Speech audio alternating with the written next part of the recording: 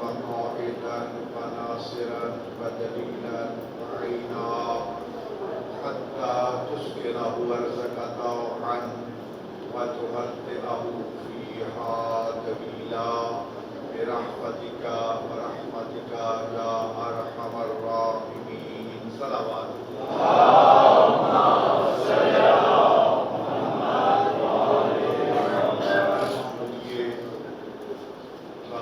سلام اللہ علیہا وابیہا واہلہا وبنیہا.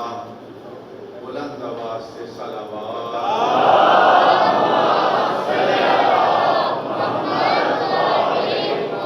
صحت و سلامتی زائرین مظلوم کربلا، اداکاران مظلوم کربلا، بلند تر صلوات.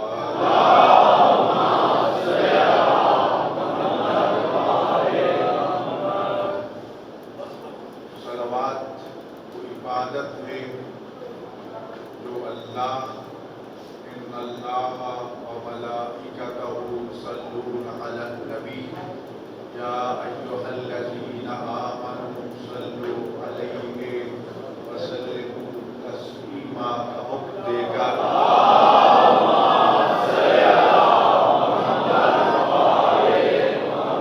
خود بھی شریک ہے، اس کے ملائکہ بھی شریک ہیں، اور صاحبان ایمان کو بھی حکم دیا گیا کہ میرے محبوب خاتم الانبیاء اور ان کی ذریت طیبہ پر صلوات پڑھا کرو.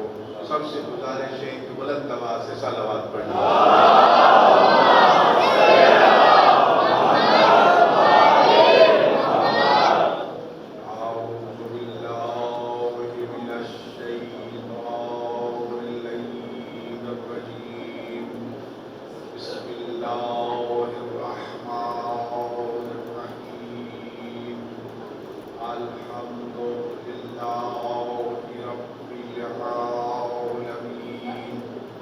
والعاقبة للمتقين والصلاة والسلام على سيد الأنبياء والمرسلين أبي القاسم محمد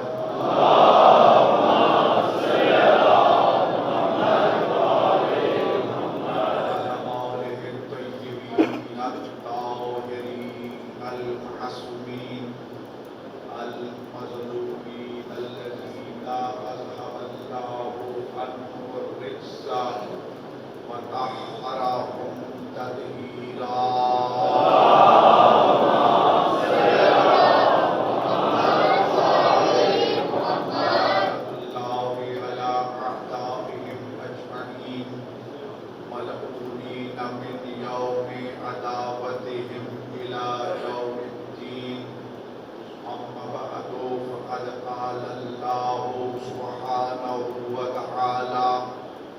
كلامه الأعلى. أعوذ بالله من الشيطان اللعين الرجيم. بسم الله الرحمن الرحيم. إنما وليكم الله ورسوله والذين آمنوا الذين يقيمون الصلاة ويؤتون الزكاة وهم راكعون. صلوات.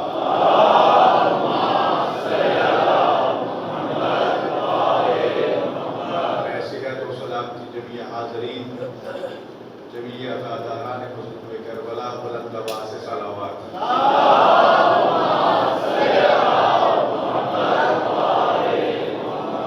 تاجیل ظہور امام زمان علیہ السلام، بلند تر صلوات.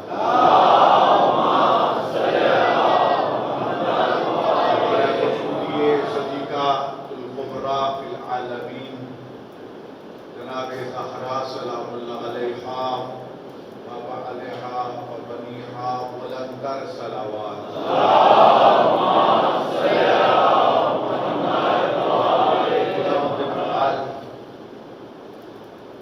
ہم یہ واسطہ دے کے دعا کرتے ہیں کہ کریم پروردگار اپنے آخری خلیفہ، اپنے آخری حجت کہ کے ظہور میں تاجیل فرما اور ہمیں ان کے آباد و انصار میں شمار ہونے کی توفیق عطا فرما۔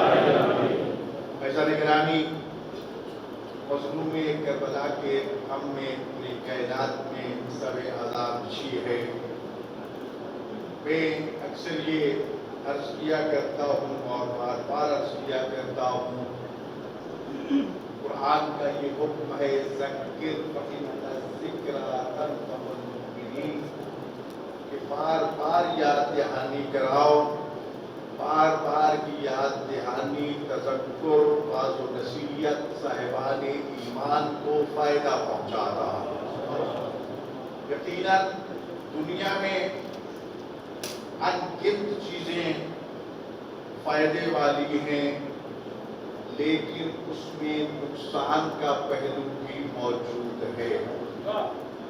واحد ایک عمل ہے کہ جس میں فائدہ ہی فائدہ ہے، نقصان نہیں، اور وہ ہے ذکر محمد و آل محمد۔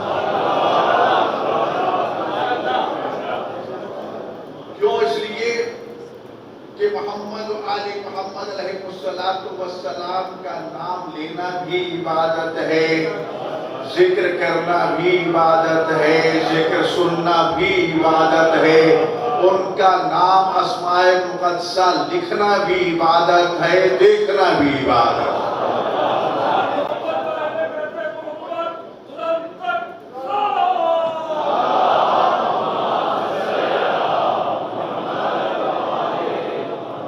ایام عزا ہیں، میں نے پہلے دن بھی عرض کیا تھا، خاص طور پر نوجوانوں سے درخواست کروں گا، مظلوم کربلا کے حلقہ ماتم میں شامل ہوتے ہوئے توہین محسوس نہ کیا کرو۔ بزرگوں سے درخواست کروں گا، میں نے آپ کے سامنے سرکار حبیب ابن مظاہر علیہ السلام کی خواہش کا اظہار کیا، کاش کہ مجھے شہادت کے بعد پھر زندگی مل جاتی، میں فرزند زہرا کی صف عزا بچھاتا، اس پہ بیٹھ کے اپنے مولا کا کرسا لیتا، عزاداری میں شریک ہوتا۔ میں غلامان حبیب بن مظاہر سے بھی یہ درخواست کروں گا کہ آپ بھی اس حلقہ ماتم میں ضرور شریک ہوا کریں، اس لیے کہ ماتمی کا مقام کوئی معمولی مقام نہیں ہے۔ شیعہ وہ ہوتا ہے کہ جس کا دل ولایت معصومین سے بھی منور ہو، شیعہ وہ ہوتا ہے جو نماز کا بھی پابند ہو، شیعہ وہ ہوتا ہے جو اصول دین پر بھی یقین کامل رکھتا ہو، شیعہ وہ ہوتا ہے جو فروع دین پر یقین و ایمان کے ساتھ ساتھ اس پر عمل پیرا بھی ہوتا ہو، اور اس کے ساتھ ساتھ معاملات زندگی میں بھی محمد و آل محمد کی تعلیمات کو اپنے لیے مشعل راہ بناتا ہو۔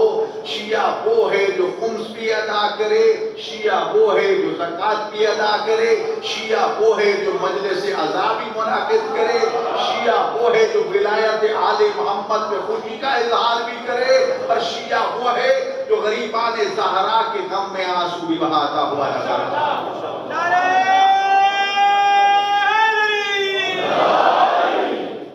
افسوس کہ ہم نے چیزیں تقسیم کر لی ہیں، بانٹ لی، اور سمجھتے یہ ہے کہ شاید جس نے صرف ولایت امیر المومنین یا ولایت علی کا تذکرہ کر لیا وہی شیعہ ہے۔ نہیں، شیعہ ہونے کی وہ ایک جز ہے۔ کسی نے یہ سمجھ لیا کہ میں نے صف عزا بچھا لی، میں بانی مجلس بن گیا، میں نے غریب زہرا کے غم میں نیاز دینا شروع کر دی۔ یقیناً بہت بڑی سعادت ہے، بہت بڑی عبادت ہے، لیکن یہ کل شیعت نہیں ہے، شیعہ ہونے کا ایک چھوٹا سا پہلو ہے۔ اور جو ہے ایک شخص ہے وہ واجبات کا بھی پابند ہے، فرائض بھی ادا کرتا ہے، نماز پنجگانہ بھی پڑھتا ہے، خمس و زکوٰۃ بھی ادا کرتا ہے، نوافل بھی پڑھتا ہے، تہجد بھی پڑھتا ہے۔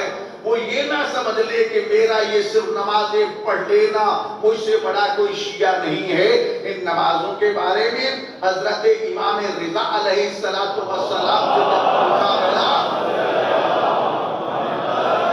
آپ نے ارشاد فرمایا لیست لی العبادت کثرت الصلاۃ والصیام بل افضل العبادۃ التفکر، کہ صرف کثرت کے ساتھ نمازیں پڑھنا یا روزے رکھنا ہی عبادت نہیں ہے، بلکہ ان فرائض و واجبات کو ادا کرنے کے بعد بیٹھ کے سوچنا، غور و فکر کرنا کہ غریب زہرا کے ان مظلوم شیعوں کی کیسے مدد کی جا سکتی ہے، ان کو مصیبت سے کیسے بچایا جا سکتا ہے، ان کی معیشت کو کیسے مضبوط کیا جا سکتا ہے، ان کی فکری تربیت کیسے کی جا سکتی ہے، ان کے مستقبل کو کیسے محفوظ کیا جا سکتا ہے۔ فرمایا تمہارا یہ ایک لمحہ غور و فکر کرنا، پلاننگ کرنا اس نماز اور روزے سے بھی افضل ہے۔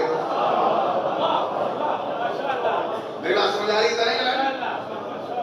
جو معصوم ارشاد فرماتے ہیں کہ عابد کی 70 سال کی عبادت اور ایک عالم کا ایک لمحہ کے لیے غور و فکر کرنا، عالم کا وہ ایک لمحہ کی غور و فکر جو ہے اس عابد کی 70 سال کی عبادت سے افضل ہے۔ کیوں؟ اس لیے کہ عابد جتنی بھی عبادت کرے گا اس کا فائدہ صرف اسی کو پہنچے گا، لیکن عالم جب سوچے گا تو اس کا فائدہ کئی صدیوں تک نسلوں کو پہنچے گا، تو وہ نسلوں کو جہنم سے بچانے کا باعث بنے گا، یہ صرف اپنے آپ کو جہنم سے بچانے کا باعث بنے گا۔ تو فرمایا خود سوچ لیجئے کہ ان میں سے کون افضل۔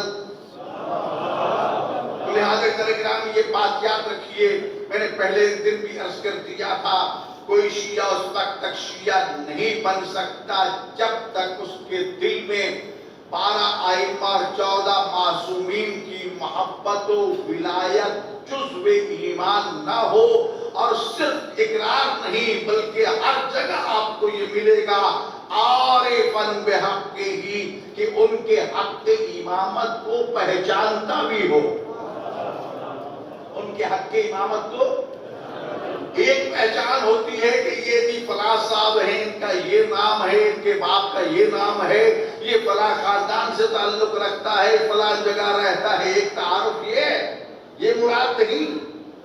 جہاں معرفت سے مراد یہ کہ اللہ نے ان کو کیا کمالات عطا کیے ہیں، اللہ نے انہیں کیا اختیارات عطا کیے ہیں، اللہ نے ان کو چن کے ساری مخلوق میں سے چن کے ہمارے لیے جب راہبر، قائد اور امام بنا دیا، ولی بنا دیا، اور ان کی ولایت اور محبت کو ہم پر واجب کر دیا، تو پھر یقیناً ان کی معرفت بھی کرنا چاہیے۔ آخر ان میں خوبیاں کیا ہیں کہ جن کی محبت کے بغیر نہ ایمان مکمل ہوتا ہے نہ عبادت مکمل ہوتی۔ تو جہاز رکھنامی جی آیت ولایت کو اس لیے میں نے عنوان کلام یا عنوان کلام قرار دیا، کل میں نے چند راویوں کے نام ذکر کیے تھے، راوی کوئی عام راوی نہیں ہے، سرکار ختمی مرتبت کے جلیل القدر اصحابہ میں سے، ان میں سے ایک اصحابی جو اس آیت مجیدہ کی تفسیر اور نزول آیت کے گواہ ہیں اور راوی ہیں، وہ حضرت عمار یاسر علیہ السلام ہے۔ عمار یاسر کوئی چھوٹا نام نہیں ہے، علی والوں کو عمار کی معرفت ہونی چاہیے۔ علی وہ کہ جس کے عظیم غلاموں میں سے ایک غلام رسول اللہ کے عظیم اصحاب میں سے عظیم اصحابی حضرت عمار یاسر علیہ السلام ہیں، جن کے بارے میں رسول اللہ نے یہ ارشاد فرمایا تھا کہ عمار کو ایک باغی، ایک سرکش، ایک گمراہ گروہ قتل کرے گا۔ گویا کہ عمار کی شہادت جو ہے وہ مومن، متقی، مطیع، فرمانبردار شیعہ علی ابن ابی طالب اور گروہ باغی طائفہ فاسدہ، طائفہ ضالہ کے درمیان حد فاصل ہے کہ جو بھی اس کا قاتل ہوگا اس کا اسلام سے کوئی تعلق نہیں ہوگا۔ جو حق اور باطل کے درمیان حد فاصل بن جائے اس کو عمار یاسر کہتے ہیں۔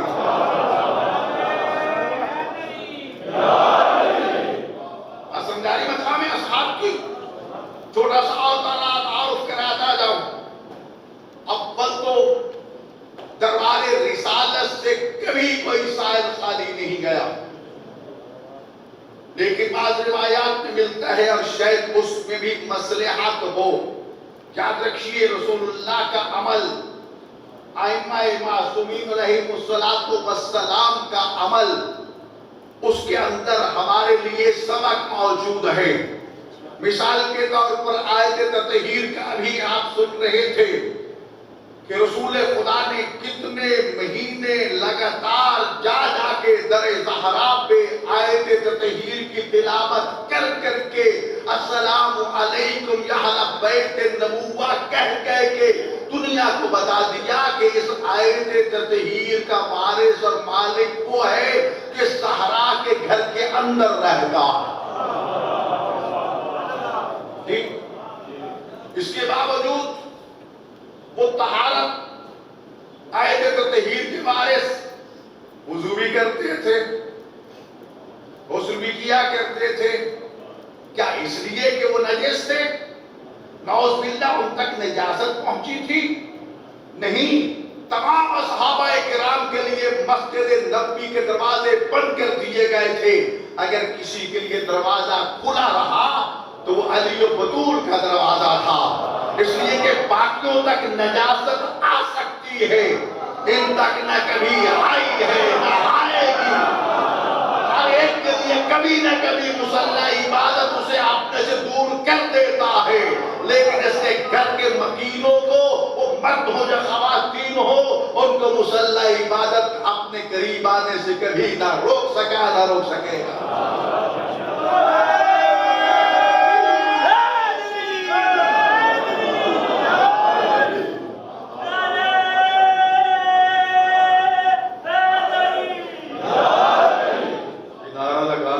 مل کے لگائیں.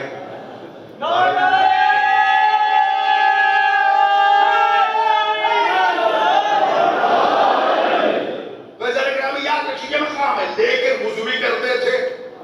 بھئی اگر وہ وضو کر کے نہ دکھاتے تو ہمیں وضو کا کیسے پتا چلتا؟ وہ اگر زکوٰۃ ادا نہ کرتے تو ہمیں کون سمجھاتا؟ قرآن میں تو زکوٰۃ کا حکم ہے، زکوٰۃ تقسیم کرنے کا طریقہ نہیں. اور ہے نا قرآن میں حج کا حکم ہے، لیکن حج کر کے اگر نہ دکھاتے تو ہمیں کیسے پتا چلتا حج کیا ہے؟ گرامی تو گرامی ان کا عمل ہمارے لیے نمونہ عمل ہے. لذا کبھی نہ سوچنا ان کا قول شریعت ہے. یہ جو تکوین کی بات کر رہے ہیں یا ولایت کی بات کر رہے ہیں، آگے بات چلے گی ولایت کی کئی قسمیں ہیں. ان میں سے ایک ولایت تکوینیہ ہے، ایک ولایت تشریعیہ ہے. ولایت تشریعیہ کا کیا مقصد؟ مقصد یہ ہے کہ یہ کوئی عمل کر لے وہ شریعت بن جاتا ہے، یہ کوئی بات کر لے وہ شریعت بن جاتی ہے. ان کے سامنے کوئی کام کر لے اور وہ خاموش رہے وہ شریعت بن جاتی ہے.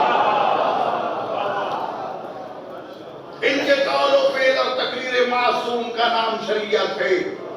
میرے اور آپ کی مرضی اور خواہش کا نام شریعت نہیں ہے. اگر میں بے شک اپنی نیت سے کسی نیک کام کے لیے کوئی نماز وضع کر لیتا ہوں کہ بھی ایک ایسی نماز بھی ہونی چاہیے، تو وہ نماز عبادت نہیں ہوگی، بدعت ہوگی، کیونکہ وہ نماز معصوم نے نہیں سکھائی، میں نے اور آپ نے بنائی ہے. تو لہذا اگر شریعت ہے تو وہ محمد و آل محمد کے قول و فعل اور تقریر کا نام ہے. گرامی اس خاندان طہارت کے غلاموں میں سے ایک عظیم غلام کا نام عمار یاسر ہے. رسول اللہ کی مسجد میں ایک سائل آتا ہے، یا رسول اللہ مسافر ہوں، بھوکا ہوں، کھانے کو چاہیے، لباس چاہیے، زاد راہ چاہیے. اتفاق کہیے کہ رسول اللہ فرماتے ہیں اس وقت میرے پاس کچھ نہیں. علی کیا تمہارے پاس کچھ موجود ہے؟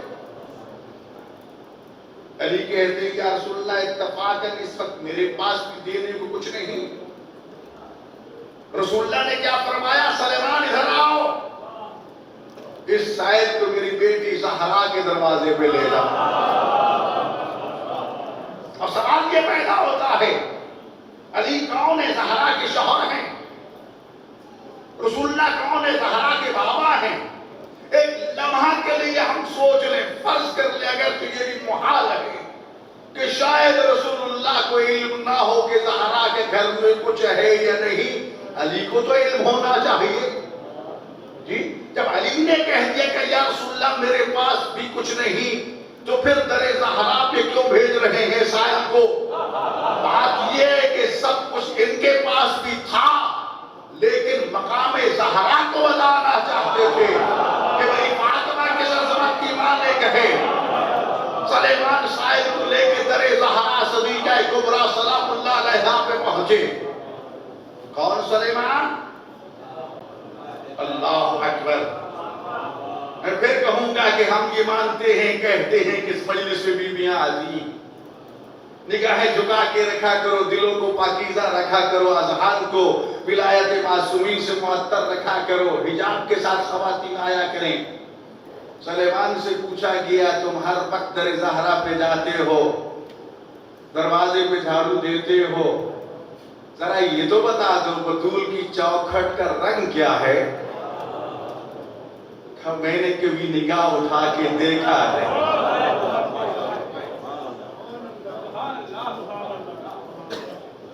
مجھے سلیمان کی عظمت کا یہ عالم۔ عزیزان گرامی، دستک صدیقہ کبریٰ پوچھتی ہے کون؟ سلیمان ہوا کہتا ہے آپ کے بابا نے سائل کو بھیجا ہے، کھانے کو کھانا چاہیے، لباس چاہیے، زاد راہ چاہیے۔ ایک لمحہ کے لیے سوچتی ہیں، کہتی ہیں ایسی کوئی چیز گھر میں موجود نہیں۔ پھر سوچا ہاں ٹھہرو، کائنات کی ملکہ نے کیا کیا؟ اپنے گلے کا ہار اتار کے سلیمان کی خدمت میں پیش کیا کہ سائل کو دے دو، بازار میں جا کے بیچ کے اپنی ضرورت کو پورا کر لے۔ اللہ اکبر۔ سائل کو ہار لے کے مسجد نبوی میں کہا کہ یا رسول اللہ آپ کی بیٹی نے مجھے یہ ہار دیا، آپ نے اعلان فرمایا ہے کہ اس کا خریدار؟ پوری مسجد میں ایک ہی شخصیت اٹھی جس کا نام عمار یاسر تھا۔ انہی دنوں میں خیبر فتح ہوا تھا اور خیبر سے اتنا مال غنیمت آیا تھا کہ اصحاب اور اصحاب کے بچوں نے کلہاڑیوں سے کاٹ کاٹ کے تقسیم کیا تھا۔ امیر المومنین علیہ السلام جب شام کو گھر پہنچے، صدیقہ کبریٰ فی العالمین جناب زہرا نے پوچھا کہ ابو الحسن سنا ہے خیبر سے بہت زیادہ سونا آیا ہے اور اس کو کلہاڑوں سے کاٹ کاٹ کے تقسیم کیا گیا۔ فرمایا آپ نے صحیح سنا ابو الحسن، آپ کے حصے کا سونا؟ رسول اللہ کی بیٹی مدینہ کے مسکینوں، یتیموں، بیواؤں میں تقسیم کر کے جھولی جھاڑ کے گھر میں آیا ہوں۔ کوئی اور خاتون ہوتی شکوہ کرتی گھر میں فاتح ہے اور تم تقسیم کر کے آ گئے ہو، اور مسلح پہ گئی اور سجدہ شکر ادا کر کے کہتی میرا اللہ تیرا لاکھ شکر کہ تو نے مجھے علی جیسا سخی شوہر عطا فرمایا۔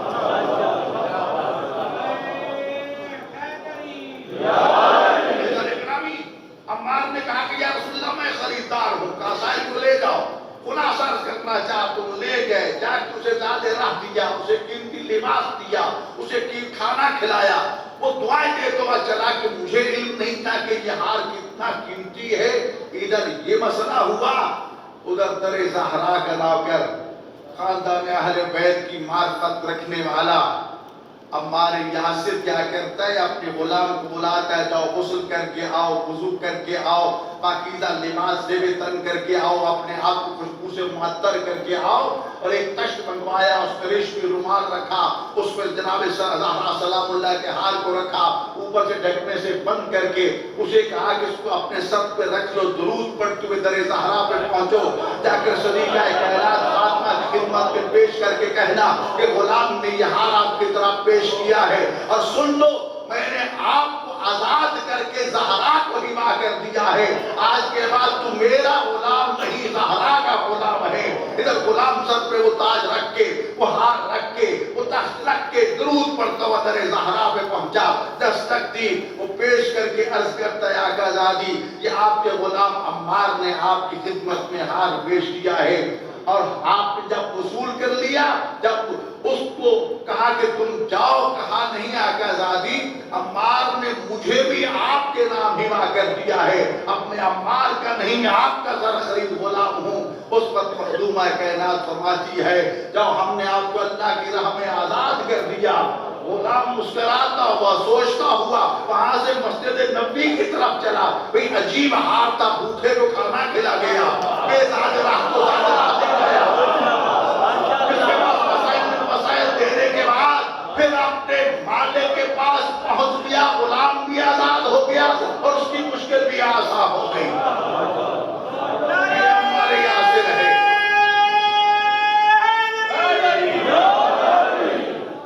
یہ ہمارے یاسر ہیں۔ تو جو ہے ذرا گرامی، اس آیت مجیدہ کی روایت کرنے والوں میں ایک شخصیت کا نام حضرت عمار، جو جنگ صفین میں مولا علی علیہ السلام کی حمایت میں 90 سال کی عمر میں جہاد کرتے ہوئے شہید ہو گئے تھے۔ اب خود سوچ لو، رسول اللہ کا فرمان سامنے رکھ کے کہ عمار کو ایک طائفہ پاغیہ قتل کرے گا، اب قاتل کون ہے، مقتول کون ہے، خود انصاف کر لینا۔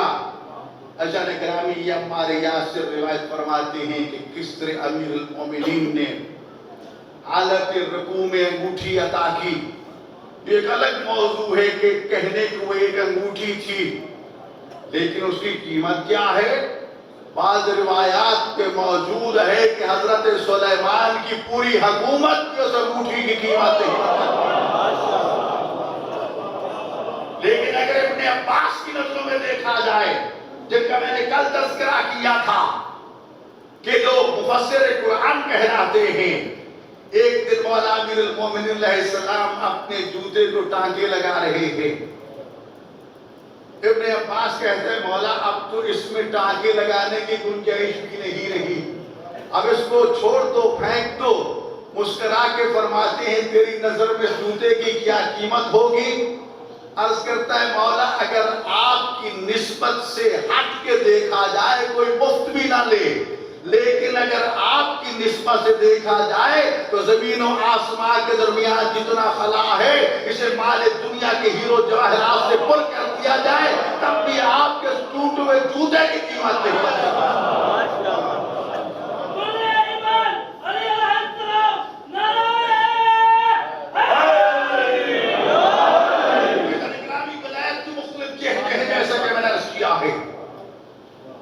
ایک اللہ کی ذات ہے جس نے اس آیت مجیدہ کو نازل فرمایا، تو ہے نا دوسرے لفظ میں جو ولایت عطا کرنے والا ہے، ایک اللہ کی ذات ہے کہ جس نے اس آیت کو نازل کیا، عمل پہلے ہوا، قرآن بعد میں نازل ہوا۔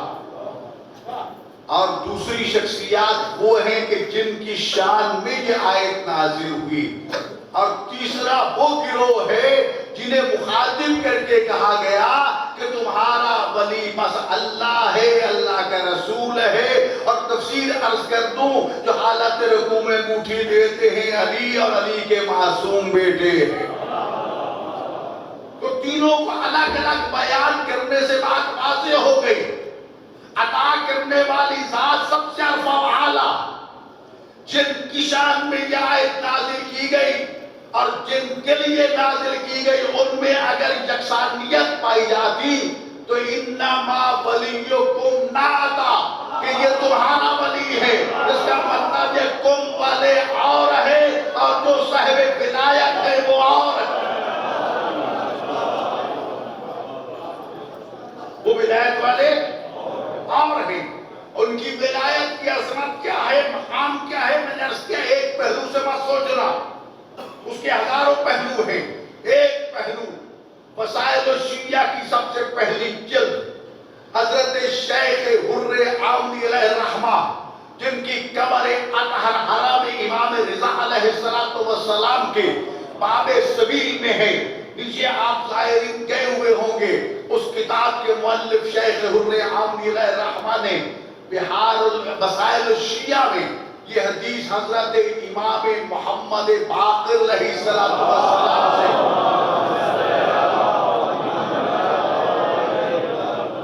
نقل فرمائی۔ آپ نے ارشاد فرمایا بنی الاسلام علی خمس، قال الباقر علیہ السلام بنی الاسلام علی خمس، حضرت امام محمد باقر علیہ السلام نے ارشاد فرمایا اسلام کی بنیاد 5 چیزوں پر رکھی گئی ہے۔ کتنی چیزوں پر؟ 5 چیزوں پر۔ فرمایا الصلاۃ، سب سے پہلی بنیاد نماز ہے، والزکوٰۃ، دوسری بنیاد زکوٰۃ ہے، والصوم، روزہ ہے، والجہاد، جہاد ہے، اور 5ویں چیز ارشاد فرمایا الولایت، 5ویں بنیاد جو ہے وہ ولایت محمد و آل محمد ہے۔ آگے امام سے یہ سوال کیا گیا اے فرزند زہرا ان 5 میں سے سب سے افضل کون ہے؟ فرمایا افضلہن الولایہ، ان سب سے افضل جو ہے وہ محمد و آل محمد کی ولایت ہے۔ پوچھا مولا کیوں؟ فرمایا لِأَنَّهَا مِفْتَاحُهُنَّ، اس لیے یہ ولایت سب سے افضل ہے کہ یہ ان تمام چیزوں کی مقبولیت کی چابی ہے۔ عزیزان گرامی، نماز اس وقت تک قبول نہ ہوگی جب تک ولایت موجود نہ ہو، روزہ اس وقت تک قبول نہ ہوگا جب تک ولایت محمد و آل محمد موجود نہ ہو۔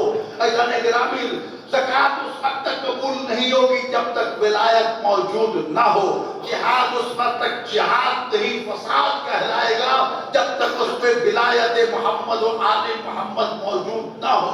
تو عزیزان گرامی، کوئی عبادت اس وقت تک عبادت نہیں بن سکتی جب تک عبادت کرنے والے کے دل میں ولایت محمد و آل محمد موجود نہ ہو۔ رسول اکرم صلی اللہ علیہ وآلہ وسلم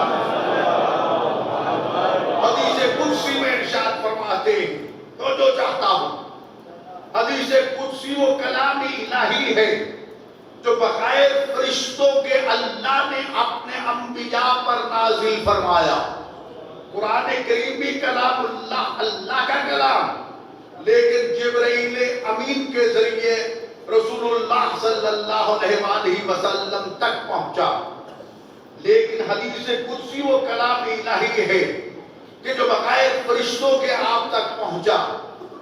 آپ ارشاد فرماتے ہیں کہ اللہ تعالی نے حدیث قدسی میں یہ ارشاد فرمایا، یہ اعلان فرمایا لَوْ اجْتَمَعَ النَّاسُ عَلَىٰ وِلَایَةِ عَلِيِّ بْنِ أَبِي طَالِبٍ لَمَا خَلَقْتُ النَّارَ، اگر میری مخلوق علی ابن ابی طالب کی ولایت پہ جمع ہو جاتی تو جہنم کو پیدا کرنا تو دور کی بات، جہنم میں بھیجنا تو دور کی بات، میں جہنم کو خلق ہی نہ کرتا۔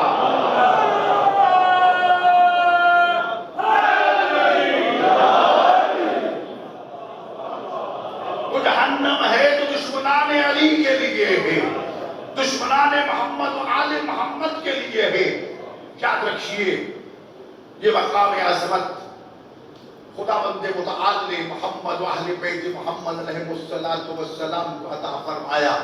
تو فرمایا سب سے پہلے تمہارا ولی اللہ، اللہ کا رسول، وہ لوگ جو نماز قائم کرتے ہیں، حالت رکوع میں زکوٰۃ دیتے ہیں۔ تو عزیزان گرامی، جب ولی ہمارا یہ کام کرے تو ماننے والوں کو بھی تو کرنا چاہیے نا۔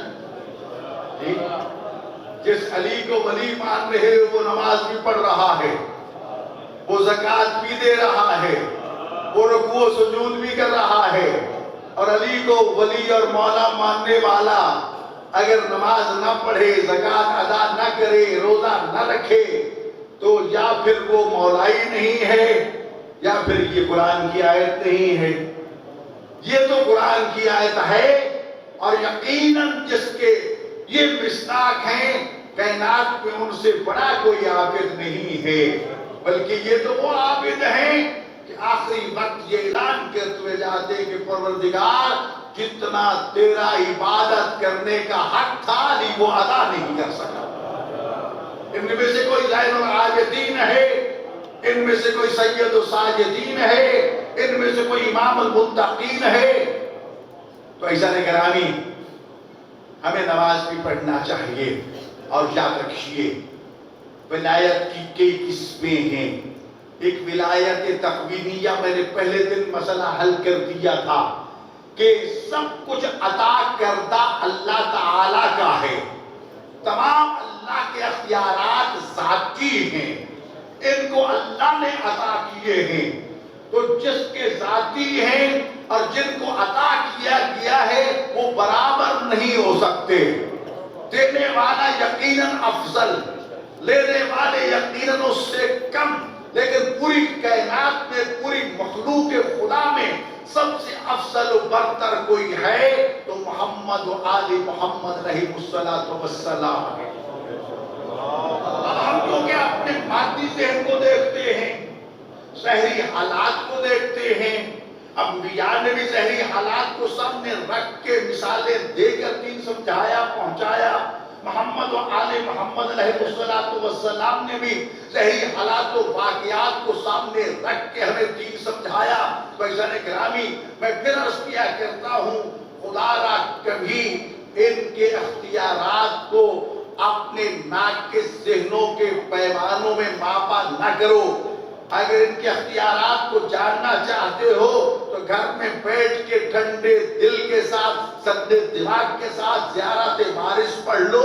اس کے ایک ایک جملے پہ غور و فکر کرتے جاؤ، اور پھر وہ میراث جو حسین کو آدم سے ملی وہ بھی گن لو، جو نوح سے ملی وہ بھی شمار کر لو، جو موسیٰ سے ملی وہ بھی گن لو، جو ابراہیم سے ملی وہ بھی اکٹھی کر لو، جو عیسیٰ و موسیٰ سے ملی وہ بھی لے لو، جو محمد مصطفیٰ سے ملی وہ بھی ساری اکٹھی کر لو. پھر دیکھو بطور میراث حسین کو کیا ملا، اور پھر خود حسین کے کتنے کمالات ہیں، اس کے اپنے کتنے اختیارات ہیں. توجہ ہے نا میرے گرامی؟ اور پھر سوچو کہ حسین کہاں کھڑا ہے. پھر تھوڑی سی وضاحت کر دوں.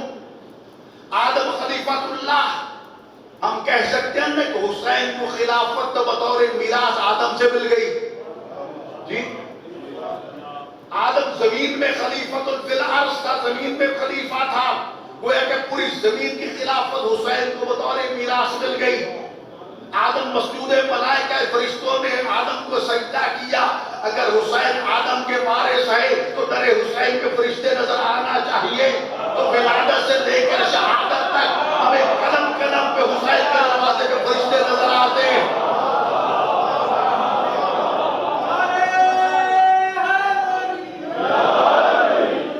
صرف سوالی بن کے نہیں آتے، صرف سوالی بن کے یا سلامی کرنے کے لیے نہیں آتے، اپنی حاجات اور مشکلات کو بھی لے کر حسین کے دروازے پہ آتے ہیں. پطرس کی مثال آپ کے سامنے ہے. پروپال سے معروم ہوا، حسین کے جھولے سے اپنے آپ کو مست کیا، اللہ نے پر عطا کر دیے. فخر سے کہتے ہیں امام سلیم میں جیسا کون ہو سکتا ہے. وہ پطرس نے پہلے یہی جرم کیا تھا کہ جب تو عرش غلام کو اٹھانے پہ تیری ڈیوٹی لگی، نے اپنے لیے فخر محسوس کیا کہ امام مسلم وہ جیسا کون. اللہ کو یہ تکبر پسند نہ آیا، تیرے پروبال چھین لیے گئے. اب حسین کے صدقے میں تمہیں پروبال مل گئے تو پھر وہی جرم کہ امام مسلم وہ جیسا کون. تو جواب دیتے ہیں نا عتیق الحسین. اس وقت میرے پاس دلیل نہیں تھی، اب دلیل ہے میں حسین کا آزاد کرتا ہوں.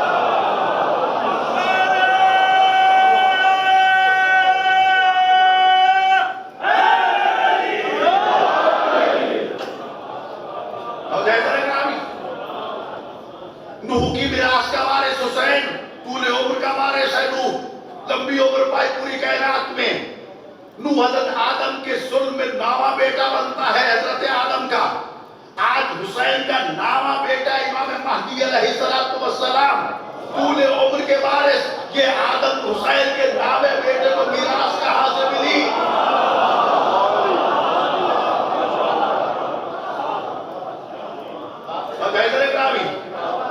حسین ابراہیم کے وارث. ابراہیم نے بت توڑے، بت شکن کہلائے، نمرود سے ٹکرائے. تو جہیزن گرامی، ابراہیم نے بیت اللہ بنایا. ابراہیم نے اسماعیل کی پیاس کو دیکھا. ابراہیم نے اسماعیل کی कुर्बानी को देखा। और इब्राहिम मेहमानों के बगैर कभी खाना नहीं खाते थे। इब्राहिम इराक छोड़ के मक्का आए। ऐसा गिरामी इब्राहिम ने नमरूद से टक्कर ली तो हुसैन ने कैनात की जजीदियत को शिकस्ते पाश दी। इब्राहिम ने काबा को बैतुल्लाह बनाया तो हुसैन ने करबला को मोहल्ला बना दिया। अगर इब्राहिम का इस्माइल पे आशा था तो हुसैन का अली असगर पे आशा था। अगर इब्राहिम का इस्माइल ज़िबा होता है, ज़िबाओं से पक जाता है, हुसैन का अली अकबर ज़िबा हो जाता है। इब्राहिम मेहमानों के बगैर खाना नहीं खाते। कई वाक़यात हैं, तफसील में नहीं जानना चाहता। कितना बड़ा दस्तरखान होगा इब्राहिम का, 10 बंदे, 20 बंदे, 100 बंदा, 1000 बंदा, यही। लेकिन कभी खाना नहीं खाते थे। तो ये मेहमानदारी और दस्तरखान हुसैन को बतौर मीरास इब्राहिम अलैहिस्सलाम से मिला।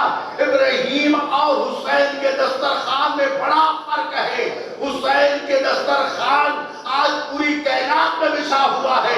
ये रंगा, ये न्याज़े, ये शबीले, ये हुसैन के दस्तरखान नहीं था और क्या।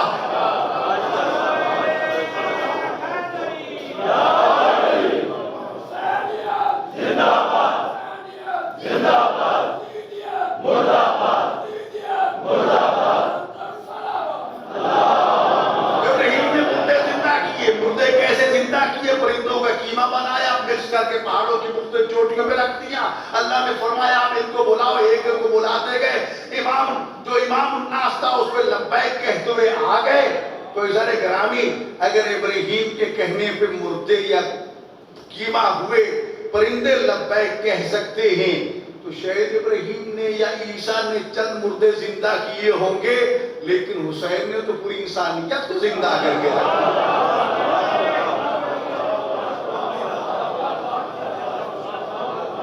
हुसैन मोहसिन इंसानियत है। ये गिनती आई है हुसैन की मिरास। ईसा से कोढ़ के मरीजों को शिफा मिलती है, तो हुसैन के तो मट्टी ही खा के शिफा है।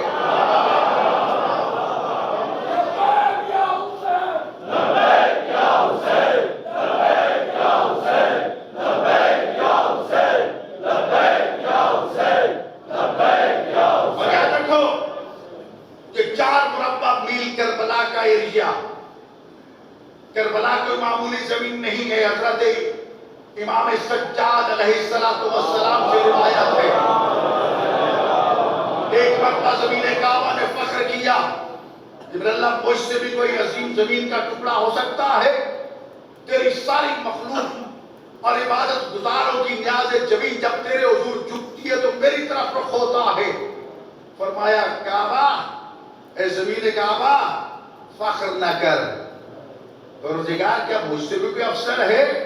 फरमाया अगर करबला को पैदा ना करता तुझे कोई पहचानता ही ना। आज हज बाकी है तो करबला की वजह से, आज नमाज बाकी है तो करबला की वजह से, आज सजदे बाकी है तो करबला की वजह से।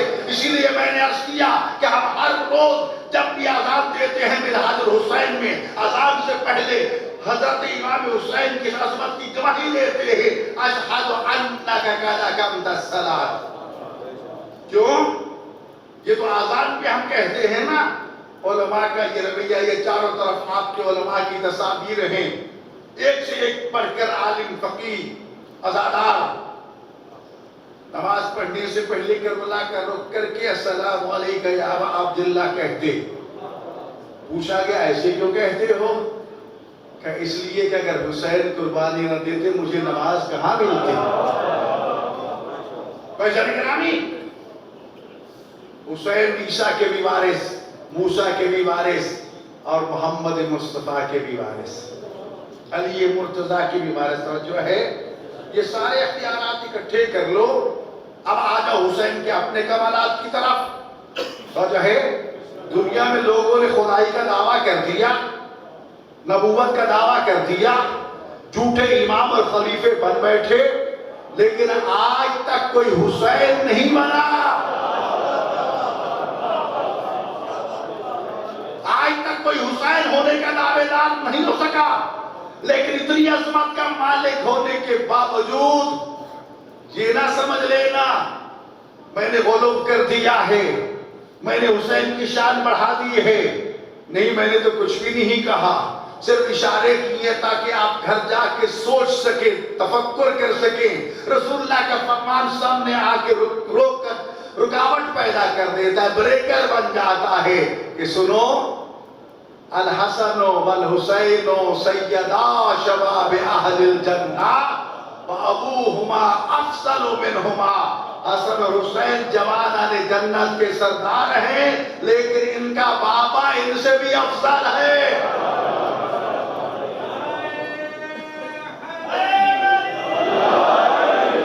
تو بابا اتنا افضل، تو جس رسول اللہ کے بارے میں بابا یہ کہے انا عبد من عبید محمد، میں تو محمد کے غلام ہوں، میں سے اللہ سے غلام ہوں. مصطفیٰ کتنی جان کا مالک، اور وہ مصطفیٰ جو اپنے محبوب کے حضور عبادت کر کر کے جس کے پاؤں پہ برم پڑ جائے، جس عابد کو معبود خود کہہ دے اپنی عبادت کو کم کر لو، وہ مصطفیٰ کتنی شان کا مالک ہوگا. لذا جناب گرامی میں عرضیاں کرتا ہوں، کبھی ان کے کمالات اور اختیارات کا احاطہ نہ کیا کرو. انہی ہستیوں میں سے جو خدا نے ان کو ولایت ان اختیارات عطا کیے ہیں، ایک طرف ان کا قول و فعل اور عمل اور تقریر شریعت بنتی ہے، تو ایک طرف ان کے کمالات اس پوری کائنات پہ حاکم ہیں. افسوس یہ ہے کہ وقت بہت کم ہوتا ہے، وگرنہ تفصیلات کی بہت سی گنجائش ہوتی ہے. یہ ان کی عظمت کے مقامات ہیں. ایک دفعہ امام حسن مجتبی علیہ السلام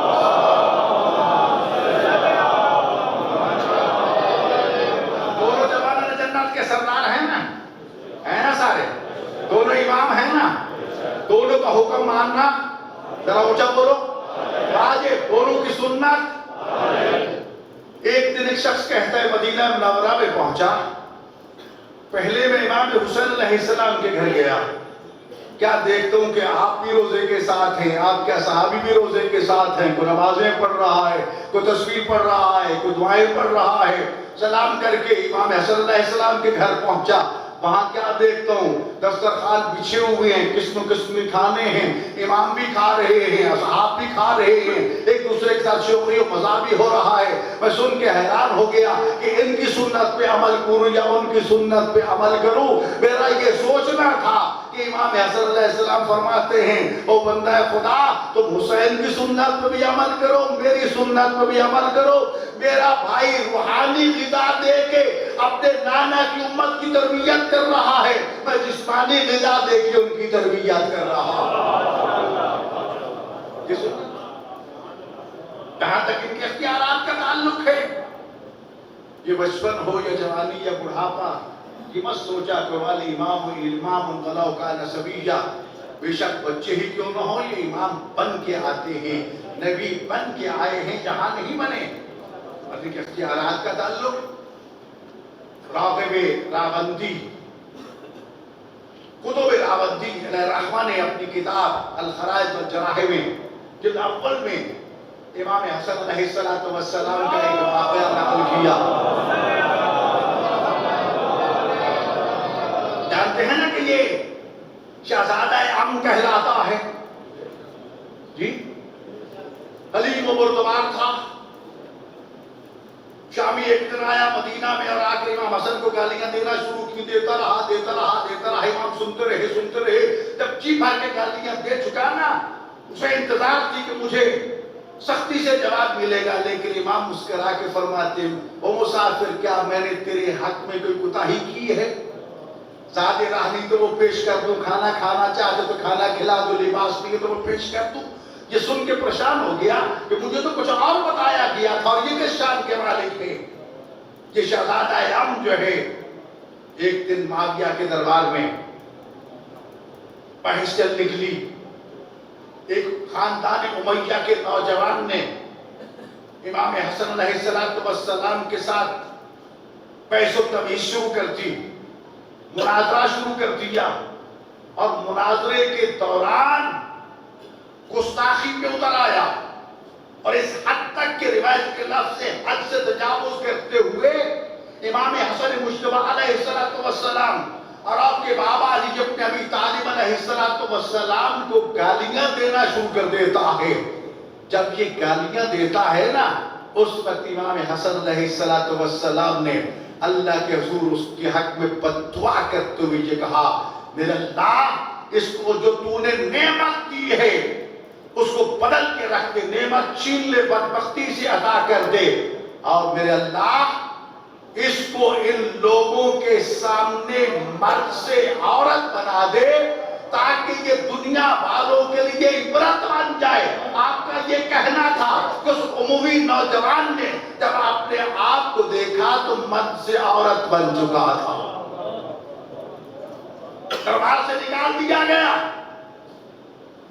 تو یہ عظمت، یہ اختیارات کے حسین گرامی، لیکن میں عرض کیا کرتا ہوں ان کے کمالات کو دیکھنا ہو تو پھر مدینہ جایا کرو، وہاں مقام عظمت ہے ان کا، اور یہ مصائب ان کے مقامی امتحان ہیں۔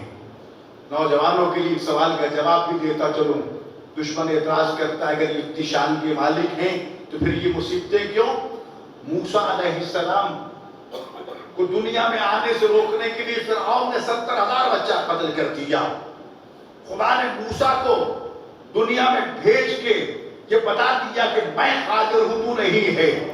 جاسوس آپ پہنچے، تفصیل میں نہیں جانا چاہتا، خبر ملی موسیٰ دنیا میں آ چکا ہے۔ ادھر فرعون کے جاسوس آپ پہنچے، ماں نے جاسوسوں کو دیکھا، جلدی سے موسیٰ کو اٹھا کے تنور میں ڈال دیا، اور اپنے چہرے پہ تاثرات کو کنٹرول کر کے ایسا مظاہرہ کیا گویا یہاں کوئی بچہ پیدا ہی نہیں ہوا۔ موسیٰ کی بہن ام کلثوم کو علم نہیں تھا کہ ماں نے بھائی کو تنور میں پھینک دیا ہے، جا کے تنور میں آگ کو روشن کر دیا۔ اب ماں کا امتحان دیکھیے، ایک طرف دشمن، ایک طرف آگ کے شعلے، اور شعلے میں موسیٰ، توجہ ہے ذرا گرامی، ماں کے دل پہ کیا گزر رہی ہوگی؟ دشمن کی توجہ تنور کی طرف گئی، سوچا بھلا آگ میں کوئی زیرو زندہ رہ سکتا ہے؟ تلاشی دے کے چلے گئے، ماں دوڑتی ہوئی تنور پہ آئی، آگے کیا دیکھا کہ آگ گلزار ہو چکی ہے اور موسیٰ آگ کے انگاروں سے کھیل رہے ہیں۔ چند دن کے موسیٰ، یہ مقام عظمت ہے، موسیٰ کا مثال دے رہا ہوں توجہ رکھنا، ایک مقام عظمت ہے، ایک مقام امتحان۔ یہی موسیٰ کچھ بڑا ہوا، آسیہ کی گود میں چلا گیا، فرعون کے گھر میں پرورش شروع ہو گئی۔ ایک دن فرعون کی داڑھی پکڑ کے اس کے منہ پہ تھپڑ مارا، اس کا سر چکرا گیا، کہتا ہے یقیناً یہ موسیٰ ہے۔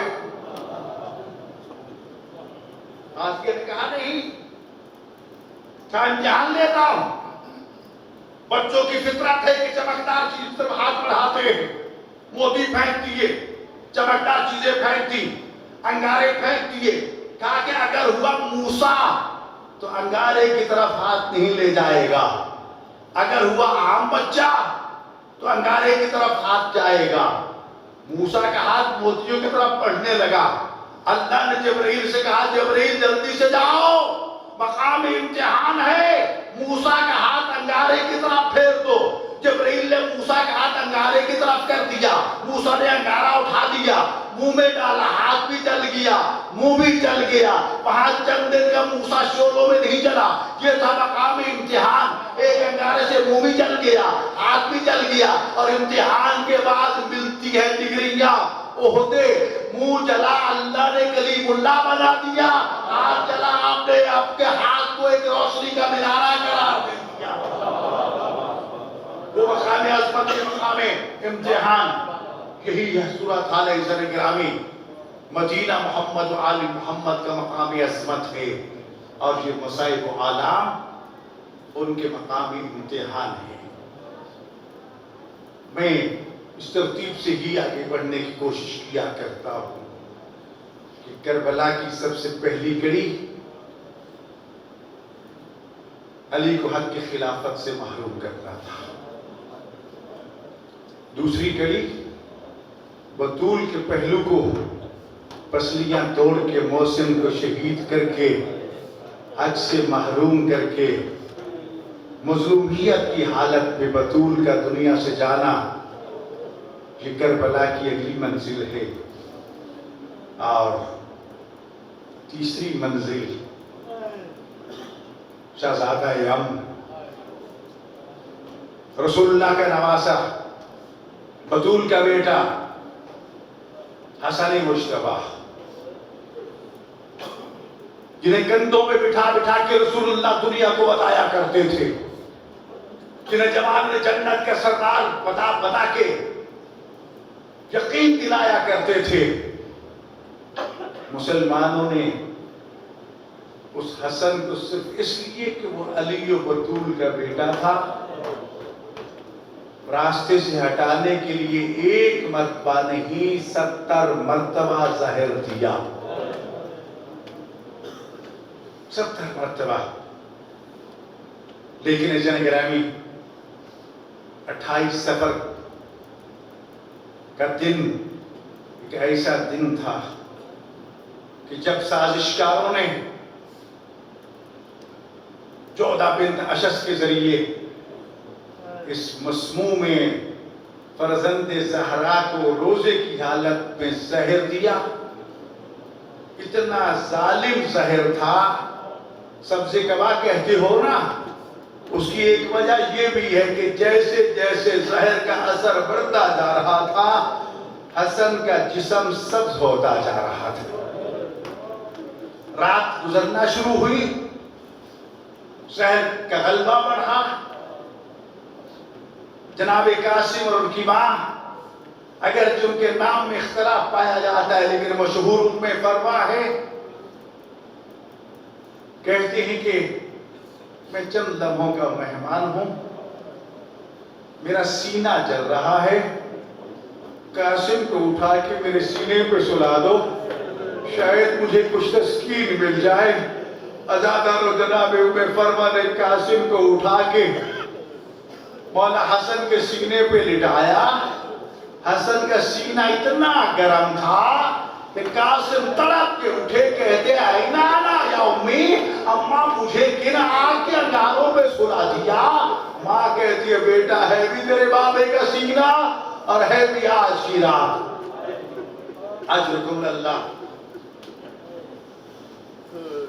ऐसा निगरानी शिद्दत बढ़ी, तहज्जुद का वक्त करीब पहुंचा। हुसैन मौला कहते मैं फरवा, तहज्जुद का वक्त हो चुका है, मेरे भाई और बहनें नमाज तहज्जुद के लिए बेदार हो चुके होंगे, जाओ जाकर उनको पैगाम दे दो कि तुम्हारा भाई हसन चंद लम्हों का मेहमान है, आओ आकर मेरे साथ आखिरी मुलाकातें कर लो। अज़ादारों, जनाब उम्मे फरवा जब जाने लगी, चंद कदम चली थी कि जनाब कासिम कहते अम्मा तुम मेरे बाबा की तीमारदारी करो, मैं जाता हूँ, मैं जाके अपने चचाओं को अपने बाबा की शहादत की खबर देता हूँ। अज़ादार कासिम चले, फिर वापस मुड़ के आते हैं, अम्मा मुझे ये तो बताओ, मैंने मौत की कभी खबर नहीं दी, मैंने जाकर फूफियों को कहना क्या है। अज़ादार उम्मे फरवा ने कासिम का गिरबान चाक कर दिया, सर में खाक डाल दी, कहा चले जाओ, जब तुझे शहादत में देखेंगी तेरी फूफियां समझ जाएगी कि तेरा बाबा चंद लम्हों का मेहमान है, तू यतीम होने वाला। अजरकुम अल्लाह। गरीब ज़हरा के गम में चीखे मार मार के रोने वालों, बतूल तुम्हें दुआएं देती है। अज़ादारों, कासिमा के दरे हुसैन बतूल जातियों के दरवाजे पे आकर रुक जाता है, फिजा की नजर पड़ती है, जाके देखा कासिम सर में खाक है, गिरबान चाक है, तो रो के कहती है या हुसैन या अब्बा ज़ैनब कुलसूम। कासिम ने यतीमों जैसी शक्ल बना रखी, अज़ादार ये सुनना था, बहने नालैन न समझी, भाई नालैन न समझे। दौड़ते हुए जब हसन मुश्तबा के पास आए, पूछा भैया किस जालिम ने जहर दे दिया। अज़ादार गलबा बढ़ता गया, जनाब हसन के जिगर के टुकड़े हसन के मुंह से बाहर आना शुरू हुए। ज़ैनब ने अपने हाथों पे जहर के जिगर के टुकड़े लेना शुरू किए। अज़ादार वक्त करीब आता गया, उस हसन मज़लूम व मसमूम ने वसीयतें करना शुरू कर दी। भैया हुसैन मेरे बात मेरी बहनों का ख्याल रखना, मेरे कासिम का ख्याल रखना, काजी जरा बहनों के पत्तों का ख्याल रखना। अदा एक वसीयत करने के बाद आखिर में अपने बेटे कासिम को बुला के ये कहते हैं, बेटा मेरा ये खत ये ताबीज अपने पास रख लो, जब जिंदगी में सबसे मुश्किल कोई वक्त आए ना, इसको निकाल के पढ़ लेना, तेरे काम आएगा। अदा ये वही खत था जो रोज़े आशूर कासिम ने बार बार जब जाके अपने चचा हुसैन से शहादत की इजाजत मांगी थी और हुसैन इजाजत नहीं दे रहे थे ना, तो एक मरतबा बाबा की वसीयत याद आ गई। कासिम इससे बड़ा करता और क्या हो सकता है? बतूल की बेटियां परदेश में हैं, कई दिन के भूखे प्यासे बच्चे लाशों पे लाशें उठाए जा रहे हैं, मेरे चचा तनहा रह चुके हैं। उस वक्त जब तावीज को खोला तो उस पे लिखा हुआ था हुसैन मजलूम के नाम, शहीद व मसमूम व मजलूम भाई का खात। ऐ मेरे भाई हुसैन, जब रोज़े आशूर यका तहना रह जाओ, जब औलो मोहम्मद को कुर्बानी के लिए भेज दो, जब अली अकबर को भेज दो, तो मेरी तरफ से कासिम को कुर्बानी बना के भेज देना। अदादर कासिम ये खत लेके अपने चचा हुसैन की खिदमत में पहुंचे। जब उस खत को अपने शहीदों मसमूम और मजलूम भाई के खत को हुसैन ने देखा तो रो रो के कहते, कासिम अब तू मेरे भाई हुसैन ने खत लेके आ गया, अब तू भी मुझे छोड़ के जाना चाहता है। अज़ादारों, कायनात का वाहिद मजलूम बतूल का ये बेटा शहीद हुआ, वा मोहम्मदा वा अलिया वा फातिमा की सदाएं बुलंद हुई। करीब ज़हरा को भाइयों ने बड़े इज्जत और एहतराम और तकरीम के साथ गुस्ल भी दिया, कफन भी पहनाया, बड़ी शान और शौकत के साथ जनाजा उठा के रौज़ा रसूल की तरफ चले। लेकिन याद रखो, इस जनाजे में भी सिवाय बनी हाशिम के और कोई नहीं था। जब कब्र नबी के पास पहुंचे ना, तो मुसलमान पुरसा देने के लिए आ गए। हुसैन, हम तेरे भाई को यहाँ नाना के पहलू में दफन नहीं होने देंगे। अजादारों, हुसैन कहते, मुसलमानों नाना भी मेरा, भाई भी मेरा। इसका जवाब एक तीर की सूरत में शुरू हुआ। गरीब ज़हरा के जनाजे पे अजादारों तीरों की बारिश बरसना शुरू हो गई। जब कमरे बनी हाशिम अब्बास ने तीर बरसते देखे तो सबर न हुआ, दौड़ तुम्हें घर गए, आदाब छोड़ के तलवार को नाम से निकाला। बतूल की बेटियां पूछ रही, अब्बास खैर तो है? आका जानियो खैर होती तो अब्बास तलवार लेने आता। अदादर किसी ने हुसैन को बता दिया, अब्बास तलवार लेके आ गए। अदादारों, हुसैन ने भाई का जनाजा छोड़ा, आगे बढ़ गया, अब्बास के सीने पे हाथ रख के कहा, सब्र करो, जंग करनी है, नजफ चले जाओ, ये मदीना है।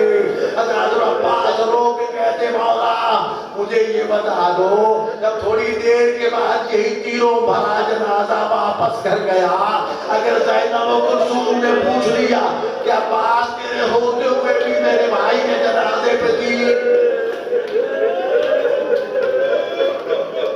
कायनात का वाहिद ये मजलूम था कि जिसका जनाजा घर से उठा, कब्रिस्तान पहुंचा, फिर वापस दोबारा घर आया। वही बतूल की बेटियां जो थोड़ी देर पहले जिगर के टुकड़े हाथों पे ले रही थी, हसन के जनाजे से तीर निकाल रही थी। उस वक्त ज़ैनब को अपनी माँ की वसीयत याद आ गई कि अम्मा ज़हरा ने मुझे ये वसीयत की थी, ज़ैनब भाई हसन के लिए 2 कफन बनाना। कहती है कि मैं सोचा करती थी मैया तो एक कफन पहनाया जाता है, ये 2 कफन क्यों? अदादर कहती है, उस वक्त मुझे याद आ गया कि मेरी माँ जानती थी कि मेरा भाई हसन का पहला कफन तीरों से छलनी हो जाएगा। अदादर दूसरा कफन पहनाया गया, जनाजा जन्नतुल बकी में पहुंचा। लेकिन मैं अर्ज़ किया कर दूं, हसन तू खुश नसीब है, तुझे फिर भी कफन तो मिल गया। लेकिन हुसैन गरीब जब बतूल की بیٹی 11 محرم کو مقتل میں پہنچی تو ایک مرتبہ پھر ماں کی وصیت یاد آ گئی. کہا کرتے سوچا کرتی تھی کہ ماں نے مجھے حسین کے کفن کی وصیت کیوں نہیں کی. تو اس وقت معلوم ہوا کہ میں مجبور ہوں گی, میں کفن نہیں پہنا سکوں گی. واہ محمد واہ علیہ.